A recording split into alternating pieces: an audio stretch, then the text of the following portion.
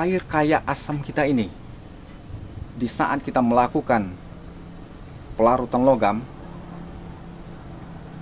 air kaya ini posisinya pH-nya 1 sampai 1,5 pH. Kadang ada yang mencapai 2 pH asam. Jadi dengan menggunakan SMB tadi yang bisa membasahkan 1 sampai 1,5, maka digunakan oranglah SMB yang bisa mengendapkan hanya emas, karena emas ini mengendap di pH 3 dan 4. Nah, begitu teman-teman. Maka orang menggunakan SMB ini untuk melakukan pengendapan, begitu. Tapi kenapa? Bisa aja untuk menaikkan pH itu menggunakan soda api? Bisa. Bisa menggunakan soda as? Bisa. Bisa menggunakan kopi? Kopi bisa untuk mengendapkan. Teh bisa kita lakukan pengendapan. Dengan air teh, air kopi, kita bisa melakukan pengendapan dengan itu. Yang penting kita bisa merubah pH awalnya dan logam apa yang akan kita turunkan. Kalau kita menurunkan emas, kalau dia itu dalam posisi asam, kita harus menurunkannya atau menaikkannya dari pH asam itu menjadi pH 3 dan 4. Apapun boleh kita tambahkan, boleh menambah kopi, boleh teh, boleh seng, boleh segala macam. Kenapa orang menggunakan seng? Di saat dia itu asam, situasinya asam atau basah, apabila dimasukkan seng, seng itu semakin lama dia tuh berada di pada air kaya, dia itu akan bisa merubah daripada pH. Kalau dia tuh di larutan basah, apabila dimasukkan seng atau lain besi atau sebagai macamnya, dia tuh akan menjadi asam. Semakin banyak logam yang larut, semakin dia tuh asam. Makanya dia tuh akan terjadi pengendapan.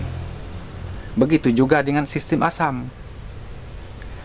Nah, kalau sistem asam, supaya dia tuh tidak dimakannya oleh kimianya, karena dia tuh sangat asam, jika kita menggunakan benda-benda pengendap seng atau sekalian macam, dia tuh harus kita encerkan dulu dan ditambah dengan fluk sedikit. Begitu teman-teman. Jadi tidak usah teman-teman pusing-pusing betul lagi untuk melakukan pengendapan. Nah, dengan seperti pertanyaan-pertanyaan tadi, di beberapa daerah para teman-teman saya ini tidak mendapatkan kimia untuk melakukan pengendapan. Dikirim melalui online, harganya sangat fantastis, lebih mahal biaya kirimnya daripada barangnya. Nah, jadi sekarang teman-teman, ini di hadapan kita ini udah disaring ini teman-teman ya. Ini udah kita saring nih. Udah kita saring. Jadi apalah yang kita buat pengendapnya teman-teman ya. Dengan apalah yang ada di sini nih. Ini ada Cl air aki ini aja teman nih. Air aki ini aja teman-teman. Nah, bisa air aki ini aja lah, kita ambil sedikitnya. Air aki ini teman-teman ya. Nih air aki ini aja lah kita buat untuk pengendapnya.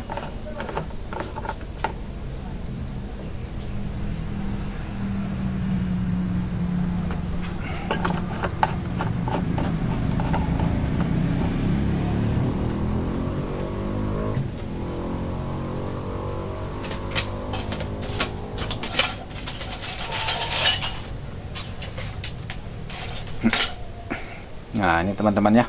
Coba teman-teman perhatikan ini nih. Kita menggunakan air aki ini aja lah. Nah, yang mudah lah. Yang paling simpelnya. Coba kita ambilin dulu.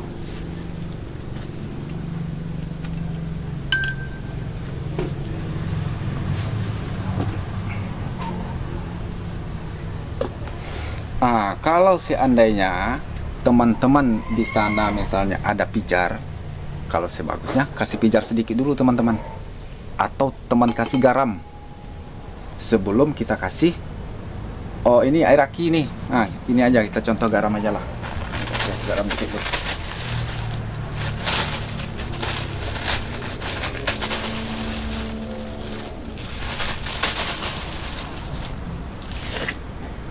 Nah, ini teman-teman garam. Apa fungsi garam? Kita masukkan ini. Garam inilah nanti yang mengikat logam di dalam air kaya ini, teman-teman. Jadi sebelum kita melakukan yang lain-lainnya, kita ngasih yang lain-lainnya, kita ikat dulu dia, teman-teman. Kita ikat supaya dia tuh udah terikat. Nah, jadi logam-logam ini udah terikat, jadi mempermudah nanti teman-teman untuk kimianya melakukan pengendapannya. Nah, gitu. Teman, kita kasih sedikit lagi garamnya.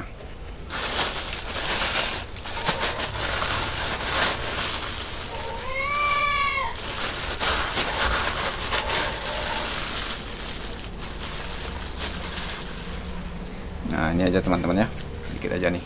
Nah, bisa banyak-banyak.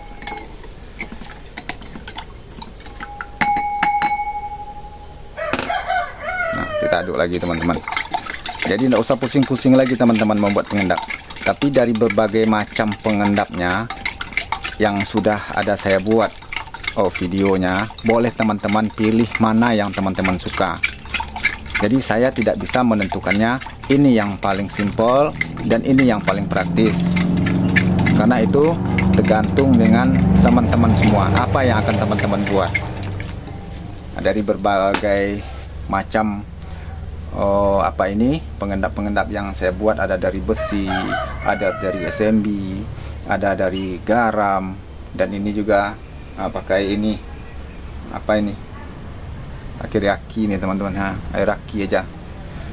Jadi kalau kita udah fasih dengan kimia teman-teman ya, karena kita sering mengolah, jadi tidak bakal pernah pusing orang tuh mengambil pengendap, tidak akan pusing-pusingnya. Yang susahnya cuman kita melarutkannya. Nah, melarutkan emas ini. Ada juga bermacam-macam pengendap yang kita gunakan teman-teman. Tetapi setelah kita melakukannya nanti pencukiman, itu terjadi logam kotor. Jadi kita agak kesulitan untuk melakukannya.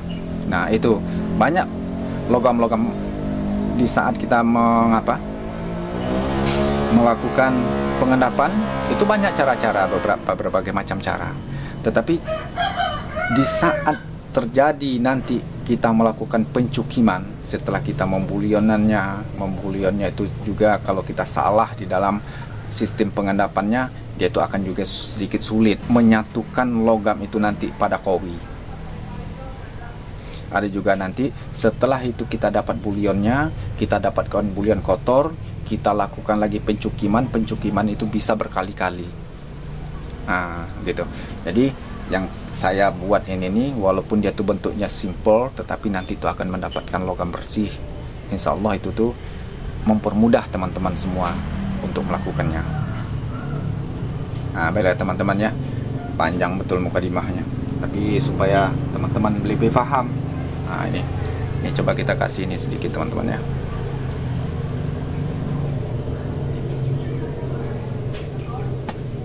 Nah, ini coba kita kasih setengah sendok aja teman-teman ya.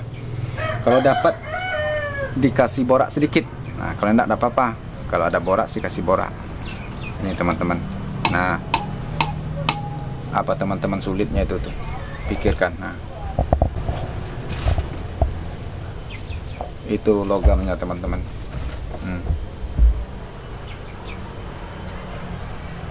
Boleh teman-teman perhatikan itu.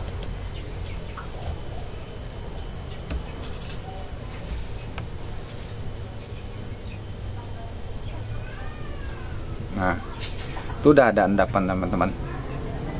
Tapi teman-teman ingat juga, jangan kita terlalu banyak memberikan asam. Kalau banyak nanti memberikan asam, semua logam itu akan turun.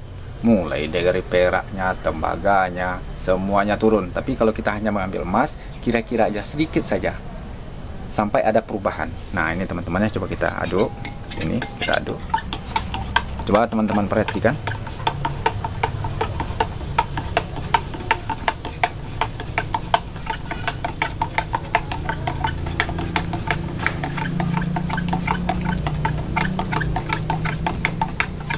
Teman-teman kan melihat kita gunakan air aki aja tadi itu teman-teman. Nah, coba teman-teman lihat itu.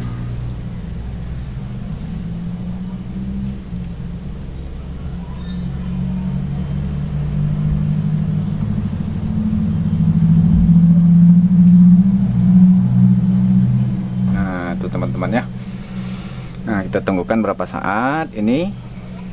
Kalau dia tuh sudah seperti ini, udah tenang.